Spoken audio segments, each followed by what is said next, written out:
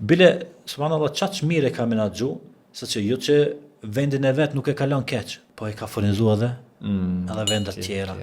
Edhe këto vjen nevoja e vëllezërit Jusufit prej Shamit, dvin me karavane, me mjete deri te dyert e pallatit, të kërkojnë për Jusufit alayhisalam ushqim, duke mos e njohur se kush është. Edhe Jusufi në momentin që i ka pa i njofti, ata nuk e njofshin. Edhe fillimisht u ambushi mirë ato mjetet me çka kishin ardhur herën e parë.